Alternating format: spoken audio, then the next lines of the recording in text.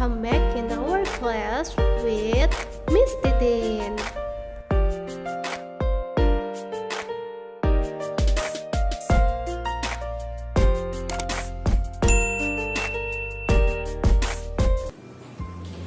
Assalamualaikum warahmatullahi wabarakatuh. Pergi ke pasar membeli belewah. Tidak lupa membeli buah kiwi. Duhai murid-muridku yang solih dan solehah, apa kabarnya hari ini? Alhamdulillah, semoga solih dan solehah di rumah beserta ayah dan bunda senantiasa dalam keadaan sehat walafiat. Amin ya rabbal alamin. Nah, solih dan solehah, berjumpa kembali dalam video pembelajaran bersama Miss Titin.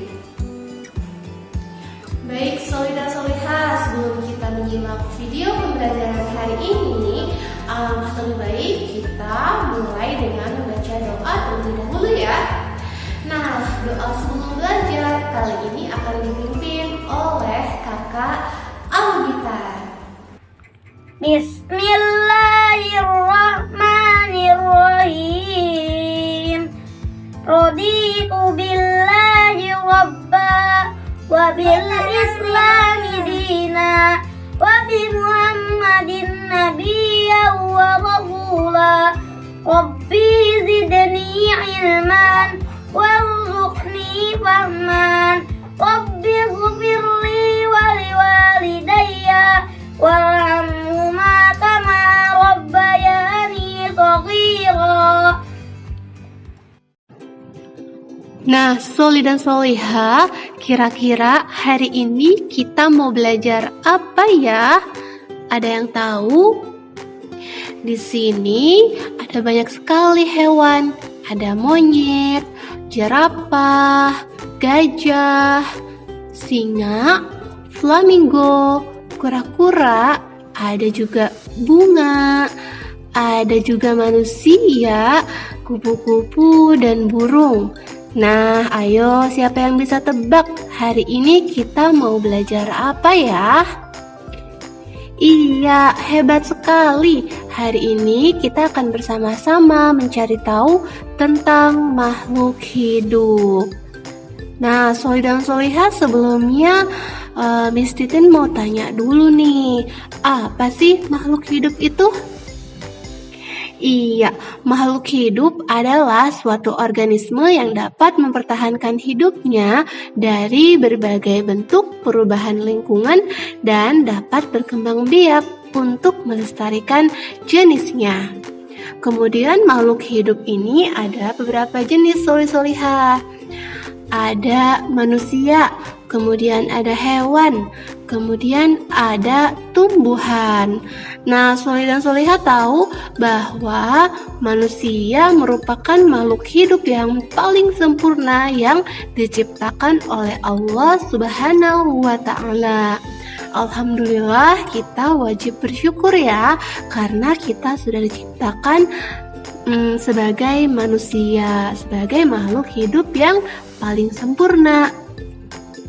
Baik, solih dan solihah, apakah solih dan solihah tahu kenapa ya batu, angin, air, tanah tidak dikategorikan sebagai makhluk hidup? Ada yang tahu? Iya, nah ternyata semua itu merupakan benda mati solih dan solihah, karena benda-benda tersebut tidak memiliki ciri-ciri makhluk hidup seperti manusia, hewan, dan tumbuhan.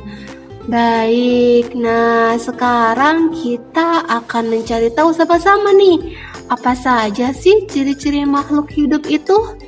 Apakah solih dan solihah ada yang masih ingat apa ya ciri-ciri makhluk hidup? Oke, kita bahas satu persatu ya. Yang pertama, ciri makhluk hidup adalah bergerak. Kemudian ciri makhluk hidup yang kedua adalah bernafas. Yang ketiga adalah tumbuh. Yang keempat, berkembang biak. Yang kelima adalah membutuhkan makan dan minum tentunya. Kemudian yang keenam peka terhadap rangsangan atau disebut dengan iritabilitas.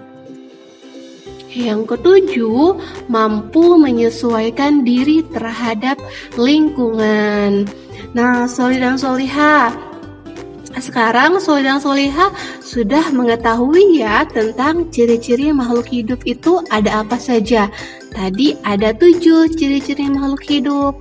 Baik sholih dan sholihah, sebagai makhluk hidup yang diciptakan paling sempurna oleh Allah Subhanahu wa Ta'ala, maka kita harus saling menyayangi sesama makhluk hidup, menyayangi kepada manusia, kepada hewan, dan juga kepada tumbuhan.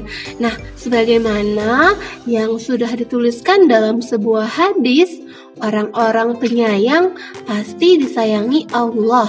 Maka sayangilah setiap penduduk bumi, niscaya engkau akan disayangi oleh penghuni langit, yakni para malaikat.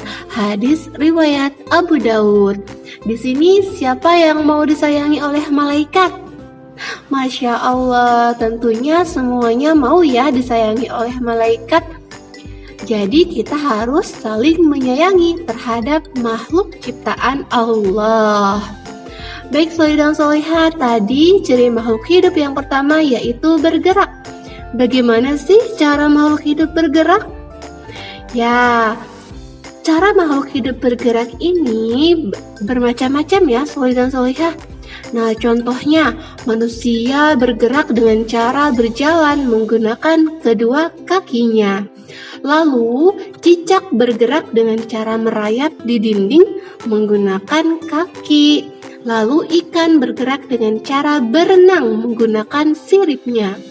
Kemudian, burung bergerak dengan cara terbang di udara menggunakan sayapnya.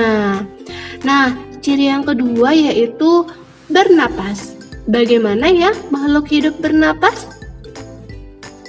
Baik sholih dan sholihah, ciri yang kedua yaitu bernapas.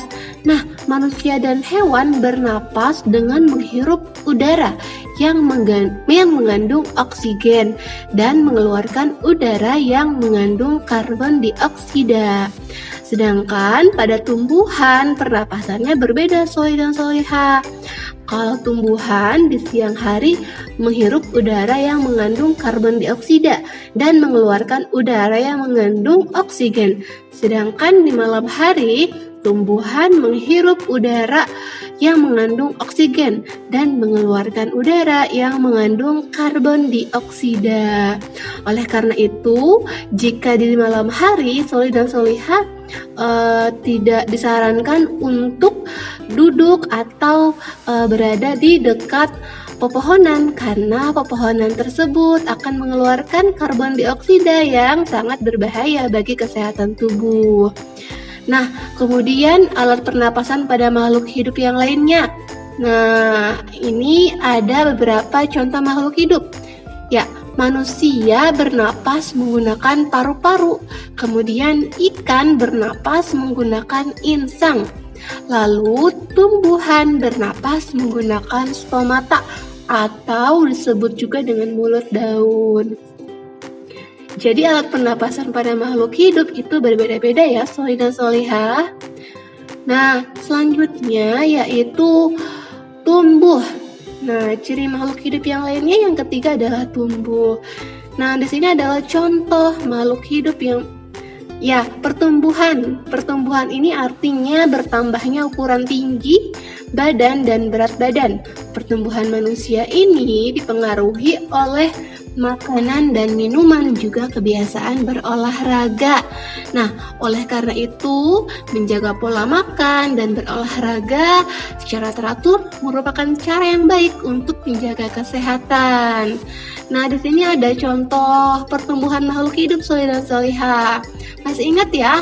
Dari bayi menjadi balita hingga dewasa, di sini kita nantinya akan mengalami pertumbuhan. Pertumbuhan itu bertambah tinggi dan berat badannya. Jadi berat badan dari mulai bayi, berat badan dan tinggi badan dari mulai bayi sampai dewasa pasti akan selalu bertambah. Nah, baik solih dan solihah. Ciri yang selanjutnya yaitu berkembang biak. Nah, berkembang biak ini adalah kemampuan makhluk hidup untuk menghasilkan keturunannya. Tujuannya adalah agar melestarikan jenisnya supaya tidak punah. Nah, selanjutnya makhluk hidup memerlukan makan dan minum. Makhluk hidup memerlukan makanan dan minuman yang bergizi, bersih dan sehat, sehingga tubuh memperoleh energi agar bisa melakukan aktivitas. Nah, solih dan solihah, ada yang perlu solih solihah ketahui nih, bahwa kita harus selalu melakukan kebiasaan baik untuk menutup makanan. Karena jika kita memakan makanan yang tidak bersih, maka akan mempengaruhi kesehatan dan pertumbuhan kita loh. Iya, betul sekali solih dan solihah. Lalu selanjutnya adalah peka terhadap rangsangan atau disebut dengan iritabilitas. Contohnya apa ya? Baik, di sini kepekaan makhluk hidup terhadap rangsangan berbeda-beda solih dan solihah. Yang pertama, solih dan solihah, apakah pernah melihat sinar matahari? Kemudian tiba-tiba mata solih dan solihah menutup atau merasa silau. Ya, ini adalah contoh reaksi tubuh kita ketika menerima rangsangan berupa sinar matahari yang terlalu terang atau menyilaukan. Maka mata kita atau pupil mata kita akan mengecil secara spontan. Lalu contoh yang lainnya adalah daun putri malu akan segera menutup daunnya saat mendapatkan rangsangan berupa sentuhan. Siapa di sini yang pernah melihat daun putri malu? Coba deh solih dan solihah sentuh daunnya, maka daunnya akan menutup dengan tiba-tiba setelah disentuh. Kemudian contoh lainnya adalah landak dan lipan akan menggulung saat disentuh. Baik, contoh lainnya, apakah solih dan solihah bisa menyebutkan? Iya, hebat sekali.